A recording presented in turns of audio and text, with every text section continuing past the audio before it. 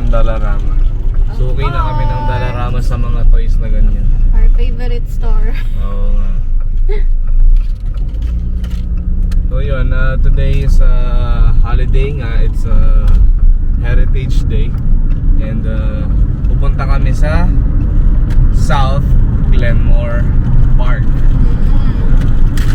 Pinaka-research ni Mami Pat yan. South Glenmore Park. What is that? Why is it so loud, Gail? Gail, you put it down. Baka matanggal. It will fall on the road. Oo, nag-research ako ng mga kid-friendly playground na pwedeng mag-picnic. Tapos may mga playground. Saka malapit lang.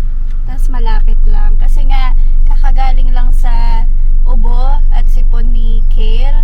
So, di muna kami gagala sa malayo. Although may mga friends kami na nagyayayang mag-walking, hiking, sa Kananaskis. Pero sabi namin, pass muna kami. Dito muna kami sa malapit. Pahinga din pag may time. So, pupunta kami nga ngayon sa South Glenmore Park. 35-minute drive lang siya galing sa bahay. Parang papunta rin kami ng trabaho. Kasi Southwest din. Yeah. Ayun, ito-tour namin kayo dun sa South Glenmore Park. Sa mga hindi pa nakapunta, ayan, magandang vlog to, magandang video to para makita nyo kung ano yung mga amenities or mga pwedeng gawin sa South Glenmore Park. Dalawang part yan, meron silang North Glenmore Park, merong South Glenmore Park. Pinaplano ko din before na mag-bike doon, parang ikutin yun, nasa 17 kilometers yata yung isang loop. Gusto ko sana mag-bike today kaso medyo masama yung pakiramdam ko. Parang merong after effect yung virus ni Gail eh. Yes, nalipat naman kay Daddy. Hindi naman ako inuubos, sinisipon lang, tsaka masakit yung lalamunan. Pero yun, kaya hindi muna ako makapag-bike. Hindi ko na natuloy-tuloy yung pagbabike ko tuloy. So yun, samahan nyo kami sa vlog namin today, sa gala namin today. Malapit lang yung gala namin, pero sana mag-enjoy kayo sa vlog namin.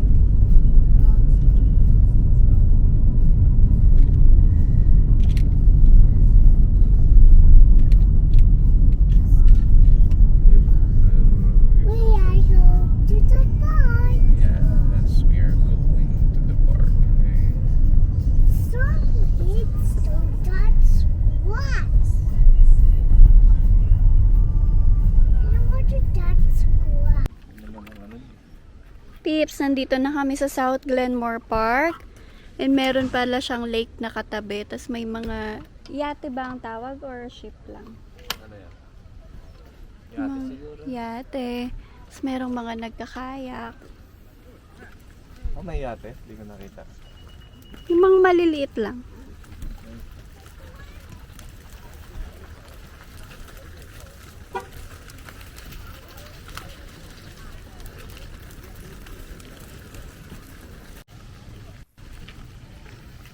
Welcome to Variety Park, helping every child to be active, social, and belong.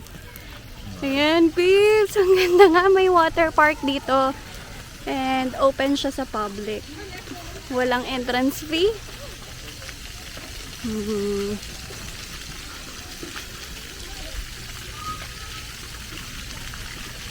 Napakakit. Hindi pa nakikita nung bata. Hey, look at the water park.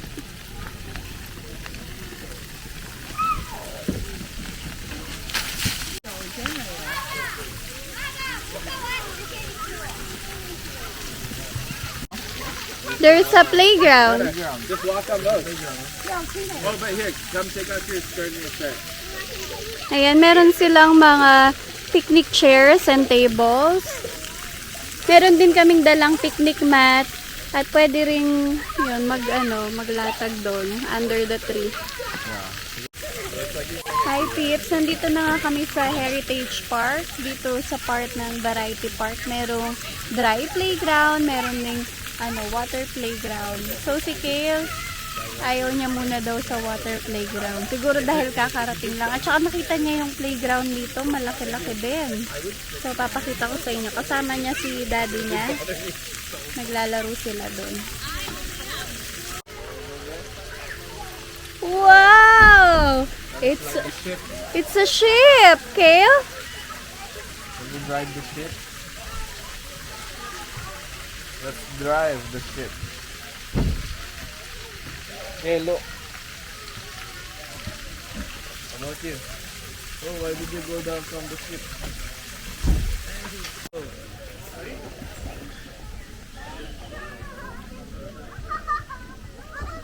That one is closed. Oh, it's closed. Maybe it's broken. It's broken. That's why they put a cage.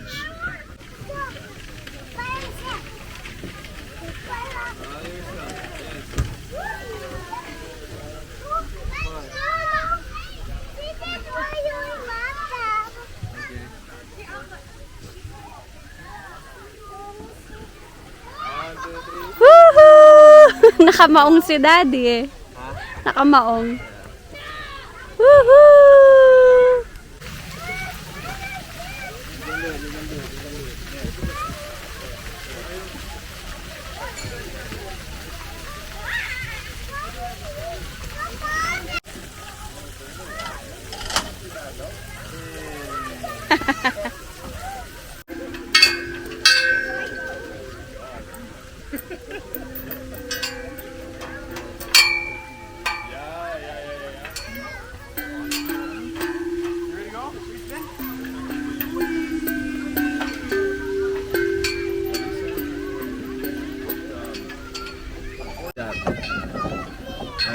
Number of 2.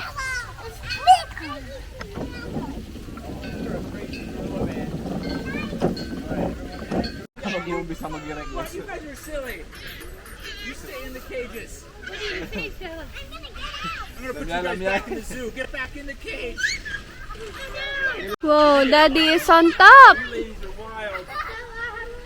Hey, look at that.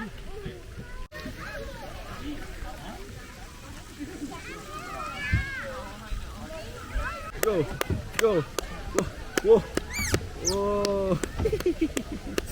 Basa yung niya eh, pants. Oh, nice. Come on. Follow daddy.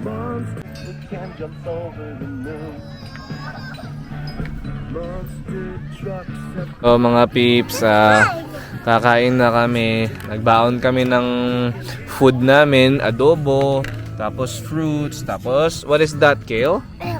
Egg. Is it yummy? Yan.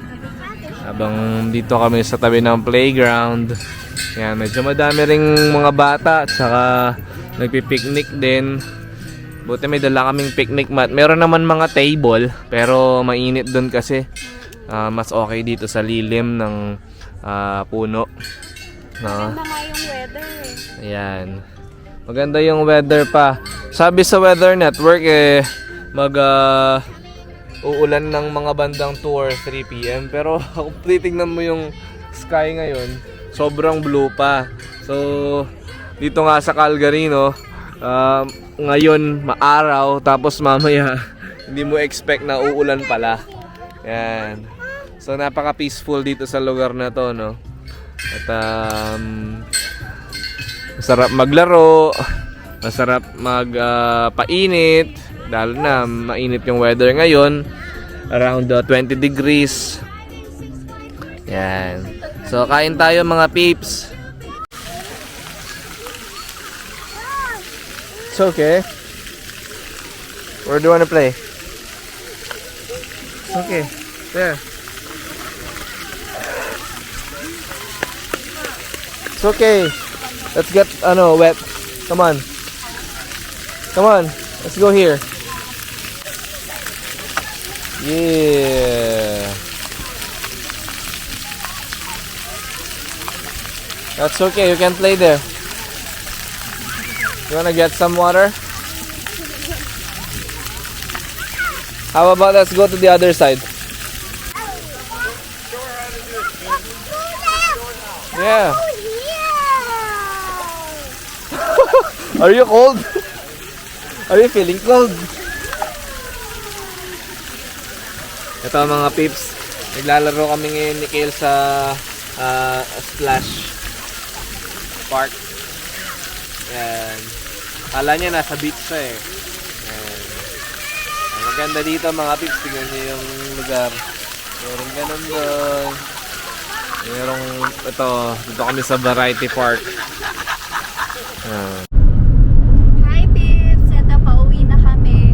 Mabilis lang yung vlog namin today about sa South Glenmore Park. Pero babalik kami doon kasi maganda nga yung park. Maraming amenities, may playground, may water park. Tapos yung mga washroom, maayos din siya, malinis. Kale, do you want to go back? Yeah. Syempre, si Kale, nag-playground and at last, nag-water park din siya. Kaya nga, nung una, natatakot siya and nilalamig kasi siya kapag sa tubig. Actually, malamig naman talaga yung tubig. Hindi nga lang talaga sanay si Kale sa ganun kalamig na tubig. Yung parang nagmana siya sa akin kapag wisikan ng malamig na tubig tapos nahanginan. Nanginginig. So yun, nag-enjoy naman si Kale. Madaming naglalaro ng mga bata.